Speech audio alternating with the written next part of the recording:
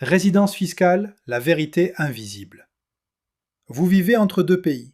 Vous avez un visa étranger. Vous pensez avoir quitté le Maroc fiscalement, et pourtant, l'administration marocaine vous considère toujours comme résident fiscal marocain. Aujourd'hui, je vais vous révéler une vérité que personne ne vous dit clairement. L'expatriation administrative et la sortie fiscale sont deux choses radicalement différentes. Et confondre les deux peut vous coûter des millions de dirhams. Dans cette vidéo, vous allez comprendre comment fonctionne réellement la résidence fiscale au Maroc, quels sont les critères que l'administration utilise pour vous localiser et surtout, comment vous protéger légalement. Que vous soyez entrepreneur, dirigeant, MRE ou investisseur international, ce que vous allez entendre dans les prochaines minutes pourrait changer votre façon d'organiser votre vie fiscale. Restez jusqu'à la fin, c'est important. 3,5 millions de dirhams. Le prix d'une incompréhension. Laissez-moi commencer par un cas réel. Un entrepreneur de 42 ans, une vie partagée entre Dubaï, Paris et Casablanca. Un profil brillant, mobile, qui pensait avoir tout compris. Son erreur? Il croyait avoir quitté le Maroc fiscalement. Il avait un certificat de résidence à Dubaï, il n'avait rien caché volontairement. Résultat, un redressement fiscal couvrant 4 années de revenus mondiaux assorti de pénalités de retard. Le total, 3,5 millions de dirhams. Pourquoi? Parce qu'il n'avait jamais officiellement rompu son lien fiscal avec le Maroc. Sa famille était toujours à Casablanca, ses principaux clients étaient marocains. Son centre de vie réel restait au Maroc. Ce cas n'est pas isolé, je le vois régulièrement dans ma pratique. Et dans 90% des situations, l'erreur n'est pas une fraude, c'est une incompréhension profonde des règles du jeu. Alors apprenons ces règles ensemble. La grande confusion, l'illusion administrative versus la réalité fiscale. Alors, d'où vient cette confusion? Elle vient d'une croyance très répandue. J'ai les papiers, donc je suis couvert. Premier mythe, j'ai une carte de séjour à l'étranger. Réalité, l'administration fiscale ne regarde pas votre visa, elle regarde votre vie réelle. Où habitez-vous effectivement? Où est votre famille? Où se trouvent vos intérêts économiques principaux?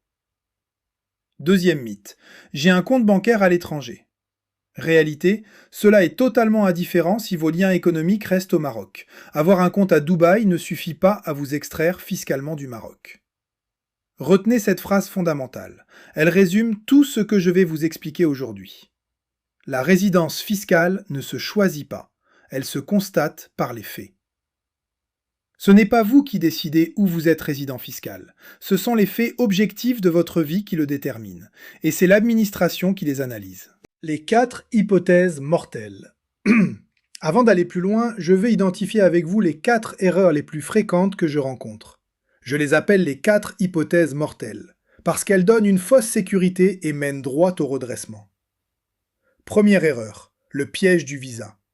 Croire que posséder un titre de séjour étranger suffit à établir une résidence fiscale hors du Maroc. Faux. Le visa est un document d'entrée sur un territoire. La résidence fiscale est une qualification juridique indépendante. Deuxième erreur, la règle des 183 jours.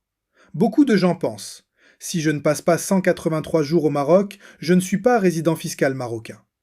C'est une simplification dangereuse. Ce critère n'est que subsidiaire. Il existe d'autres critères qui priment sur lui. Troisième erreur, le bouclier offshore. Certains croient qu'une société offshore protège le dirigeant. Elle protège la structure, pas la personne physique. Si vous vivez au Maroc et dirigez depuis le Maroc, vous êtes imposable au Maroc, peu importe où est domiciliée votre société. Quatrième erreur, la délégation totale. Mon comptable s'en occupe? La responsabilité fiscale reste personnelle. Votre comptable peut vous conseiller, mais c'est vous qui signez, vous qui répondez, et vous qui payez en cas de problème. La hiérarchie des critères, droit interne marocain. Entrons maintenant dans le cœur du sujet.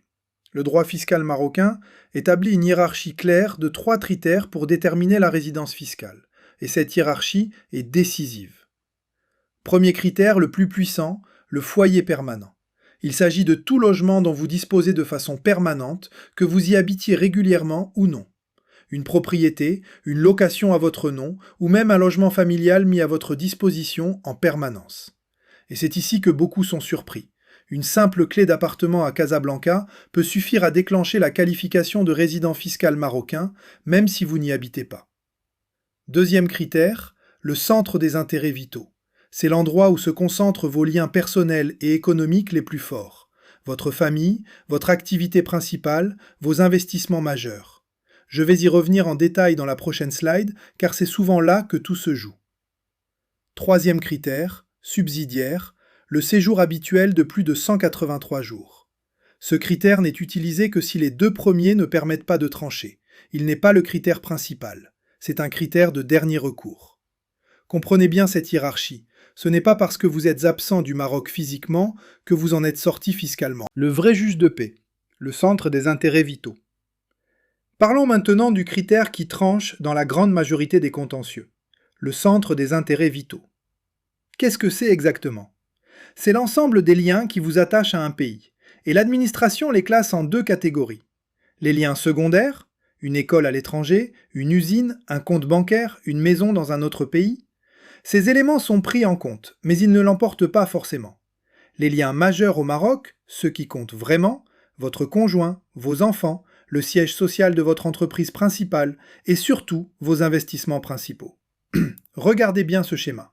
Si votre famille est à Casablanca, si votre société principale a son siège au Maroc, et si la majorité de vos revenus proviennent d'activités marocaines, alors peu importe où vous avez votre résidence administrative, votre centre des intérêts vitaux est au Maroc. Et comme le dit très bien la formule que je retiens toujours, ce n'est pas une question de sentimentalisme, c'est une question de réalité économique. L'administration ne juge pas vos intentions, elle observe les faits. L'arbitrage international, la cascade OCDE. Maintenant, que se passe-t-il quand deux pays se disputent votre résidence fiscale? C'est là qu'interviennent les conventions fiscales bilatérales et en particulier la méthode de résolution que l'OCDE a codifiée et que le Maroc a intégrée dans la plupart de ses traités. Cette méthode fonctionne comme une cascade. On descend les critères jusqu'à ce qu'un pays l'emporte. On commence par le foyer d'habitation permanent. Si vous avez un foyer dans un seul des deux pays, c'est tranché. Si vous avez un foyer dans les deux pays, on passe au deuxième critère, le centre des intérêts vitaux, liens personnels et économiques. Et c'est souvent ici que la décision finale se joue. Si l'égalité persiste, on regarde le séjour habituel. Si les deux pays restent à égalité, on tranche par la nationalité. L'enseignement essentiel ici, c'est que vous ne choisissez pas votre résidence fiscale en jouant sur les mots.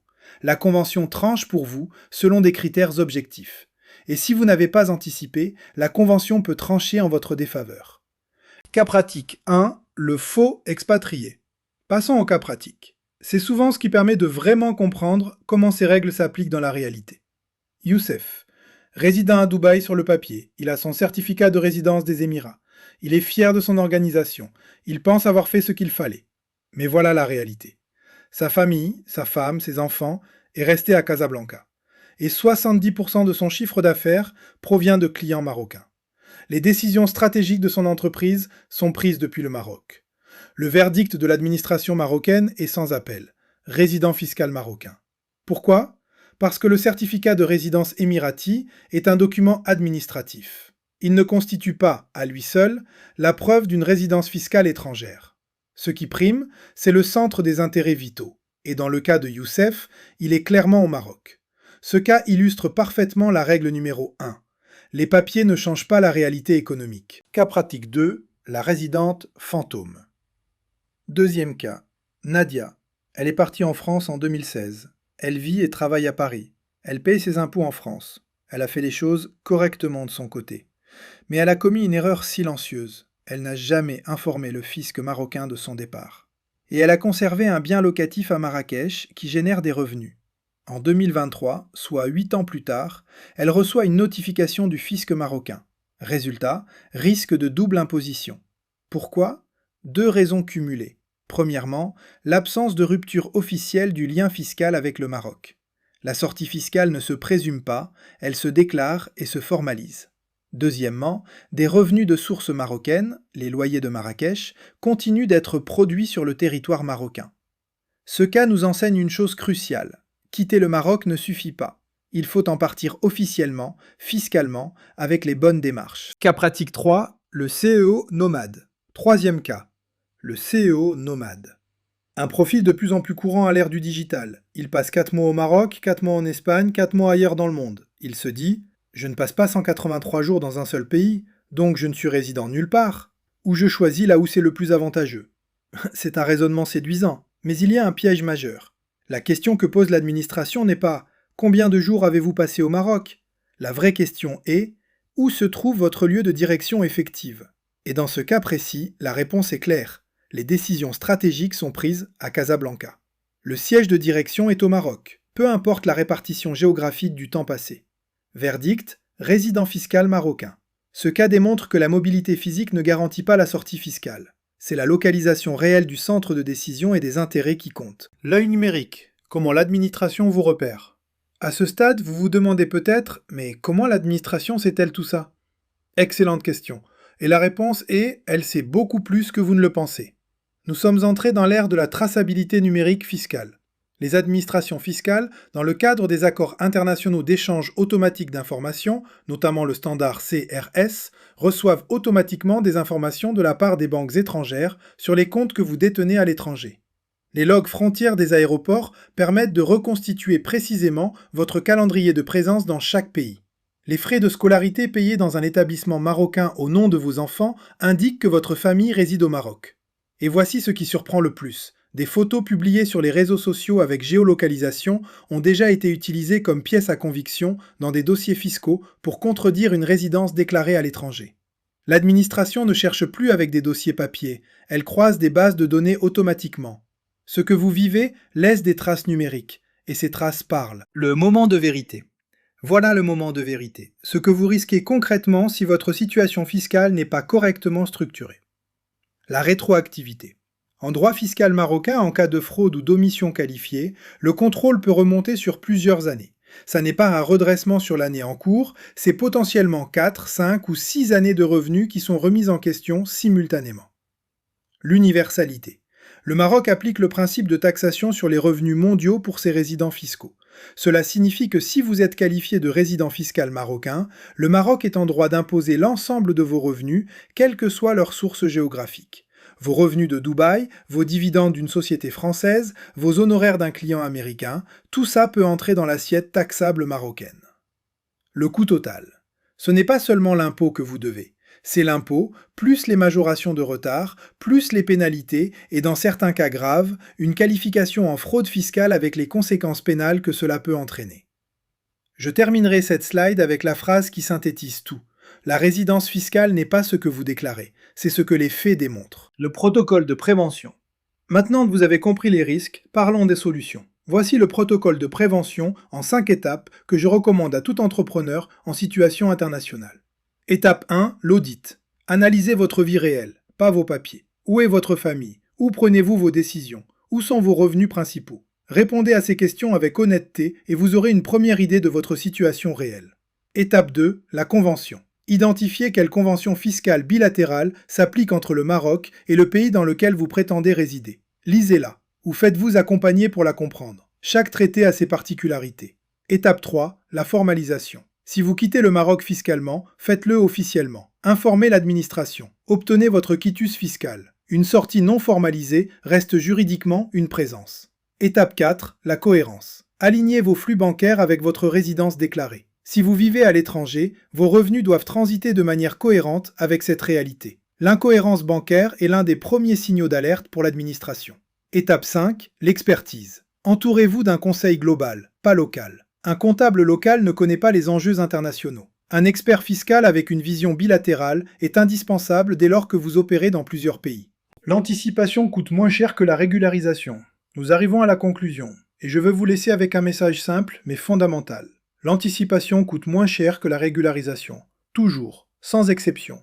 Un audit fiscal préventif, une consultation spécialisée, une restructuration bien pensée, tout cela représente un coût maîtrisé. Un redressement sur 4 ou 5 années, avec majoration et pénalité, c'est une catastrophe financière et parfois personnelle. Ne restez pas dans le doute. Si vous êtes dans une situation internationale, que vous vivez à l'étranger, que vous avez des revenus de sources multiples, ou que vous avez quitté le Maroc sans formaliser votre sortie fiscale, posez-vous les bonnes questions maintenant, pas quand vous recevrez une lettre recommandée du fisc. Dans les prochaines vidéos, nous allons aborder 2 sujets directement liés à celui-ci. Comment structurer une holding internationale et l'optimisation fiscale pour les MRE. Si ces sujets vous intéressent, abonnez-vous dès maintenant pour ne rien manquer. Et si vous avez une situation spécifique à analyser, une question précise sur votre résidence fiscale, un projet d'expatriation ou un dossier de régularisation, vous pouvez me contacter directement. Le lien est dans la description. Merci d'avoir regardé jusqu'à la fin. C'est le signe que vous prenez votre situation fiscale au sérieux. Et ça, c'est déjà le premier pas.